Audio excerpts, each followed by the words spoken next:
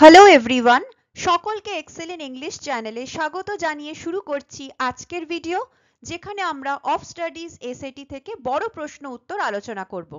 Total 5টা বড় প্রশ্নের উত্তর আলোচনা করে নেব এবং বাংলায় সেই উত্তরগুলোর অর্থ আমরা বুঝে নেব। তাহলে দেরি না করে শুরু করা যাক আজকের লেসন। আমাদের প্রথম প্রশ্ন মডেল কোয়েশ্চেন সেট থেকে।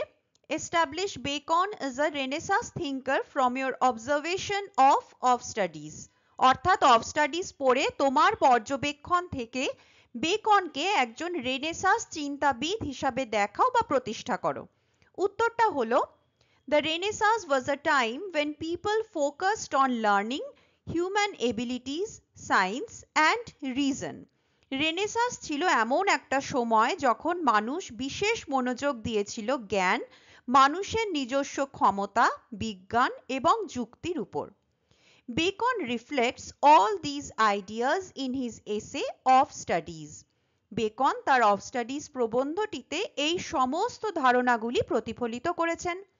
He explains the importance of studies to gain skills and wisdom. তিনি দক্ষতা ও জ্ঞান অর্জন করার জন্য পড়াশোনার গুরুত্ব এখানে ব্যাখ্যা করেছেন। He encourages people to use learning to improve their lives. তিনি মানুষকে তাদের জীবন উন্নত করার জন্য শিক্ষার ব্যবহার করতে উৎসাহিত করেছেন। He also values critical thinking and personal judgment, the important Renaissance ideals. তিনি সমালোচনামূলক চিন্তা ভাবনা এবং ব্যক্তিগত বিচারকেও গুরুত্ব দিয়েছেন, যেগুলি গুরুত্বপূর্ণ বৈশিষ্ট্য বা আদর্শ ছিল রেনেসাঁস সময়কালের। His use of figurative language and the Latin quote Abiunt studia in mores by Roman poet Ovid shows his admiration for classical writers, a common trait of the time.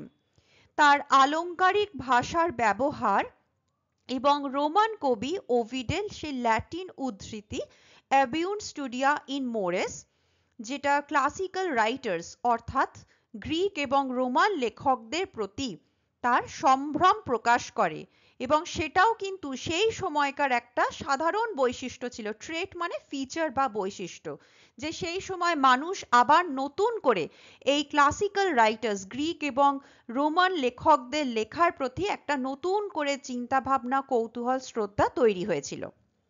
Bacon's belief in learning through both study and experience also reflects the Renaissance spirit of discovery and innovation. পড়াশোনা এবং অভিজ্ঞতা উভয়ের মাধ্যমেই শেখা নিয়ে বেকনের এই যে বিশ্বাস ও তার রেনেসাঁস ও চেতনার প্রতিফলন, যখন মানুষ আবিষ্কার ও উদ্ভাবনের দিকে মন দিয়েছিল। তাহলে এই যে উনি বারবার এসেতে বলছেন যে যেটা আমরা শিখছি সেটা প্র্যাকটিক্যাল লাইফে অভিজ্ঞতার মাধ্যমে আমাদেরকে পরখ করে নিতে হবে, সেটাও ছিল তার সেই রেনেসাঁস স্পিরিটেরই প্রতিফলন, যেই সময়ের প্রধান বৈশিষ্ট্যই ছিল আবিষ্কার ও উদ্ভাবন। So of studies perfectly captures the Renaissance spirit and ideals and establishes Francis Bacon as a true Renaissance thinker. সুতরাং অফ স্টাডিজ এই এসেটি রেনেসাঁস চেতনা এবং আদর্শকে সম্পূর্ণভাবে উপস্থাপিত করে এবং ফ্রান্সিস বেকনকে একজন সত্যিকারের রেনেসাঁস চিন্তাবিদ হিসাবেও প্রতিষ্ঠা করে। এর পরের প্রশ্ন টেক্সট বুক থেকে, comment on the style of the essay of studies, অর্থাৎ অফ স্টাডিজ প্রবন্ধের স্টাইল অর্থাৎ লিখন শৈলী সম্পর্কে লেখো। উত্তর হলো, Francis Bacon style in of studies is clear, concise and candid. Of স্টাডিজে ফ্রান্সিস বেকনের লিখন শৈলীটি হলো স্পষ্ট, সংক্ষিপ্ত এবং ক্যান্ডিড মানে সোজাসুজি, অকপট। দেখো 3 C's, ক্লিয়ার, কনসাইজ, ক্যান্ডিড, এটা মনে রাখতে সুবিধা হবে। He uses aphorisms or brief wise sayings which make his ideas memorable. তিনি aphorisms এই ওয়ার্ডটা অবশ্যই ইউজ করতে হবে, বা সংক্ষিপ্ত জ্ঞানগর্ভ বাণী ব্যবহার করেন যা তার ধারণাগুলি স্মরণীয় মেমোরেবল করে তোলে। The sentences are short but rich with meaning. বাক্যগুলো ছোট হলেও সেগুলি কিন্তু অর্থ সমৃদ্ধ। For example, studies serve for delight, for ornament and for ability. যেটা প্রথম সেন্টেন্স ছিল, এটা কিন্তু আমাদের মনে রাখতেই হবে উত্তর লেখার ক্ষেত্রে, যার মানে হচ্ছে পড়াশোনা আমাদের আনন্দ দান করে, ভাষাকে অলংকরণ করে এবং দক্ষতা দেয়। The sentence structure follows a three-fold pattern. বাক্যগুলোর গঠন একটি 3 ধাপ বা 3 অংশের প্যাটার্ন অনুসরণ করে। এটা এসেটা পড়তে গিয়েও আমরা দেখেছি যে প্রতিটা সেন্টেন্সের মধ্যে দেখো এরকম 3টে করে ধারণার কথা কিন্তু বেকন বলতে বলতে গেছেন। Delight, ornament, ability. Next, he also uses figurative language such as similes, metaphors and striking comparisons to explain complex ideas. তিনি জটিল ধারণাকে সহজভাবে ব্যাখ্যা করার জন্য আলংকারিক ভাষা যেমন উপমা, রূপক এবং আকর্ষণীয় তুলনার ব্যবহার এখানে করেছেন। For example, first, natural abilities are like natural plants that need pruning by studies. যেমন প্রাকৃতিক ক্ষমতা হলো প্রাকৃতিক উদ্ভিদের মতন, যা পড়াশোনার মাধ্যমে ছাঁটাই করে নেওয়া প্রয়োজন। He quotes Latin expressions like Abiun studia in mores and simini sectors, showing his admiration for classical culture. তিনি ল্যাটিন কোটেশনস যেমন অ্যাবিউন স্টুডিয়া ইন মোরেস এবং সাইমিনি সেক্টরস ব্যবহার করছেন, যা শাস্ত্রীয় অর্থাৎ গ্রিক এবং রোমান সংস্কৃতির প্রতি তার সম্ভ্রমকে প্রকাশ করে। এটা কিন্তু আমরা রেনেসাঁ স্টাইল পড়তে গিয়েও দেখে এসেছি এই ব্যাপারটা। Overall, Bacon's style is pithy and practical, which reflects the Renaissance ideals of clear reasoning and effective communication. সামগ্রিকভাবে বেকনের লিখন শৈলীটি হলো পিথি অর্থাৎ বাহুল্য বর্জিত, একদম সংক্ষিপ্ত, যেটুকু বলার দরকার সেটুকুই, and practical ব্যবহারিক, যা স্পষ্ট যুক্তি এবং কার্যকরীভাবে বক্তব্য প্রকাশ করার যে রেনেসাঁস আদর্শ তাকে প্রতিফলিত করে। Third question, what is the use of studies as propagated by Bacon in his Of Studies? Of Studies প্রবন্ধে বেকন পড়াশোনার কি ব্যবহারিতার কথা বলেছেন? উত্তর, in Of Studies, Bacon explains that studies have three main uses. Of Studies A beacon ব্যাখ্যা করেছেন যে পড়াশোনার তিনটি প্রধান ব্যবহার রয়েছে। First, they provide delight or enjoyment and pleasure. প্রথমত তারা ডিলাইট বা আনন্দ তৃপ্তি প্রদান করে। Studies bring joy in leisure time and solitude. পড়াশোনা অবসর সময় এবং একাকিত্বের সময় আনন্দ নিয়ে আসে। Second, they serve as ornament or a way to improve a person's conversation, both spoken and written.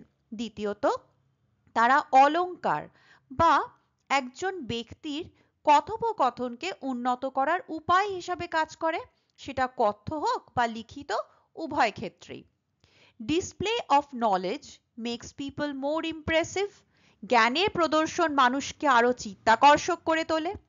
Third, studies help with ability or practical wisdom. তৃতীয়ত, পড়াশোনা সামর্থ্য বা ব্যবহারিক জ্ঞান দিয়ে সাহায্য করে। It helps one to make better judgments and decisions in life.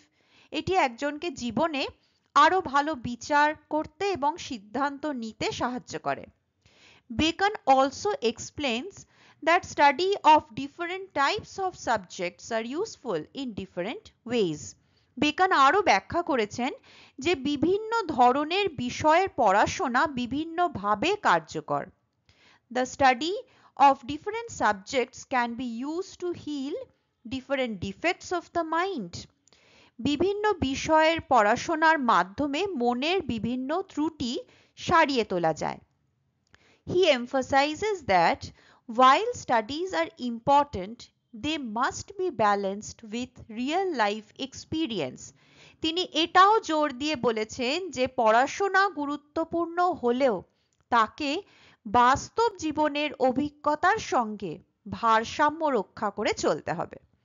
Thus, in Off Studies, Bacon shows how studies help people become better and wiser. এইভাবে অফ স্টাডিজ প্রবন্ধে বেকন দেখিয়েছেন কিভাবে পড়াশোনা মানুষকে আরো ভালো এবং আরো জ্ঞানী হয়ে উঠতে সাহায্য করে। নেক্সট দেখো, এই বড় প্রশ্নটা তিনটে পার্টে ভেঙে আসতে পারে অথবা এর মধ্যে থেকে কোনো একটা সিঙ্গেল এসএকিউ হিসাবেও আসতে পারে। So it is very important for 6 marks as well as 2 marks questions. প্রথমটা আছে দেখো, what purposes according to Bacon do studies serve and when are they used. বেকনের মতে পড়াশোনার কি ব্যবহারিতা এবং কখন সেগুলি ব্যবহার করা হয়। এটা কিন্তু আগেরটার মতন অত বড় উত্তর লিখলে হবে না, ছোট করে আমাদের লিখতে হবে। Next, what is the difference between expert men and learned men. বিশেষজ্ঞ মানুষ ও বিদ্বান মানুষের মধ্যে কি পার্থক্য। How does Bacon caution against the negative impact of studies? Beacon কিভাবে পড়াশোনার নেতিবাচক প্রভাবের বিরুদ্ধে সতর্ক করেন। এবার এই প্রশ্নের উত্তরগুলো আমরা আলাদা আলাদা ভাবে দেখে নেব। First one, what purposes according to Bacon do studies serve and when are they used. উত্তর হলো, according to Bacon the three main purposes of studies are delight, ornament and ability. এই তিনটে শব্দ যেহেতু আমরা ডাইরেক্ট এসেটা থেকে কোট করছি তাই এগুলো অবশ্যই সিঙ্গেল ইনভার্টেড কমার মধ্যে আমরা রাখবো। বেকনের মতে পড়াশোনার প্রধান তিনটে উদ্দেশ্য হলো আনন্দ, অলংকার এবং দক্ষতা। Studies bring delight or joy in leisure time and solitude. পড়াশোনা অবসর বা একাকিত্বের সময় আনন্দ ও খুশি নিয়ে আসে। Ornament is used to improve a person's conversation, both spoken and written, through knowledge. অলংকার ব্যবহার হয় জ্ঞানের মাধ্যমে একজন ব্যক্তির কথোপকথনকে উন্নত করার জন্য কথ্য ও লিখিত উভয় ক্ষেত্রেই। Ability or practical use of knowledge helps one to make better judgments and decisions in life. দক্ষতা বা জ্ঞানের ব্যবহারিক প্রয়োগ একজনকে জীবনে আরো ভালো বিচার করতে এবং সিদ্ধান্ত নিতে সাহায্য করে। Next part, what is the difference between expert men and learned men. উত্তর হলো, according to Bacon, expert men can perform a particular task and perhaps judge of particulars one by one. বেকনের মতে দক্ষ বা বিশেষজ্ঞ ব্যক্তিরা একটি নির্দিষ্ট কাজ সম্পাদন করতে পারেন এবং সম্ভবত সেগুলি একটি একটি করে বিশদে বিচার করতে পারেন। But learned men are better at giving advice, making plans and managing things efficiently. কিন্তু জ্ঞানী ব্যক্তিরা পরামর্শ দিতে, পরিকল্পনা তৈরি করতে এবং দক্ষতার সাথে পুরো জিনিসটা পরিচালনা করতে আরো বেশি ভালো হন। Third part, how does beacon caution against the negative impact of studies? উত্তর, Bacon warns against the negative impact of studies by stating that spending too much of time in studies leads to laziness or inactivity, sloth. Bacon পড়াশোনার নেতিবাচক প্রভাবের বিরুদ্ধে সতর্ক করে বলেছেন যে পড়াশোনার ক্ষেত্রে অত্যধিক সময় টু মাচ অফ টাইম ব্যয় করলে সেটা অলসতা বা নিষ্ক্রিয়তাকে বাড়িয়ে দেয়, যেটাকে প্রবন্ধে উনি স্লথ বলেছেন। Too much use of studies for ornament makes one's discourse artificial or unnatural. অলংকারের জন্য পড়াশোনার অত্যধিক ব্যবহার একজনের বক্তৃতাকে, কথাবার্তাকে কৃত্রিম বা অস্বাভাবিক করে তোলে। To make judgment wholly by the rules learned from studies is the humor of the scholar. শুধুমাত্র বই পড়া বিদ্যা দিয়ে সবকিছু বিচার করতে যাওয়া হলো পাণ্ডিত্যের বিড়ম্বনা, অন্যের কাছে নিজেকে হাসির পাত্র করে তোলা। It means that the judgments made without practical knowledge or experience are foolish. এর অর্থ হলো যে বাস্তব জ্ঞান বা অভিজ্ঞতা ছাড়া যে বিচার বিবেচনা করা হয় সেগুলো হচ্ছে আসলে বোকামি। আমাদের last question, how does beacon categorise books in his এসে অফ স্টাডিজ? অফ স্টাডিজ প্রবন্ধে বেকন কিভাবে বিভিন্ন রকম বইকে শ্রেণীবিভক্ত করেছেন? উত্তর, in his essay of studies, Francis Bacon categorizes books by using the analogy of food. Francis Bacon তার of studies প্রবন্ধে খাদ্যের উপমা ব্যবহার করে বইকে শ্রেণীবিভক্ত করেছেন। He suggests that some books are to be tasted, meaning they should only be skimmed or read quickly. তিনি পরামর্শ দিয়েছেন যে কিছু বই শুধুমাত্র টেস্ট অর্থাৎ আস্বাদন করা উচিত, যার মানে সেগুলোকে শুধুমাত্র স্কিম বা দ্রুত পড়া উচিত। They are not very important and don't need deep understanding. এই বইগুলি খুব গুরুত্বপূর্ণ নয় এবং তাই এগুলিকে গভীর বোঝার প্রয়োজন নেই। Books of the second category are to be swallowed. দ্বিতীয় শ্রেণীর বইগুলো গিলে ফেলতে হবে। These books should be read completely but without detailed analysis. এই বইগুলি সম্পূর্ণ পড়া উচিত, তবে বিস্তারিত বিশ্লেষণ করার দরকার নেই। Books of the third category are to be chewed and digested. তৃতীয় শ্রেণীর বইগুলিকে চিবিয়ে হজম করতে হবে। These are the most important books which should be read carefully, slowly and thoughtfully for full understanding. এইগুলি সবচেয়ে গুরুত্বপূর্ণ বই যা বোঝার জন্য মনোযোগ সহকারে ধীরে ধীরে এবং চিন্তা ভাবনা করে পড়া উচিত। Bacon also talks about reading books through deputy, meaning using summaries or extracts made by others. Bacon ডেপুটির মাধ্যমেও বই পড়ার কথা বলেন, যার অর্থ অন্যদের দ্বারা তৈরি সারাংশ বা সারমর্মটুকুই পড়ে নেওয়া।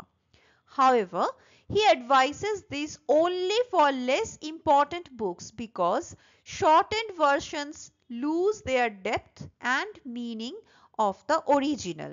তবুও তিনি এই ডেপুটির সাহায্যে পড়ার পরামর্শ শুধুমাত্র কম গুরুত্বপূর্ণ বইগুলির জন্যই দেন, কারণ সংক্ষিপ্ত সংস্করণগুলি মূল বইয়ের গভীরতা এবং অর্থটা হারিয়ে ফেলে। আজকের ভিডিওতে বড় প্রশ্ন উত্তর আলোচনা এখানেই শেষ করছি। এই চ্যাপ্টার থেকে শর্ট আনসার টাইপ কোয়েশ্চেন্স এর ভিডিও খুব তাড়াতাড়ি পোস্ট করছি। এই ভিডিওটা যদি ভালো লেগে থাকে তাহলে অবশ্যই লাইক এবং শেয়ার করো, চ্যানেলটিকে সাবস্ক্রাইব করো। Study well, stay happy, stay connected. Thank you.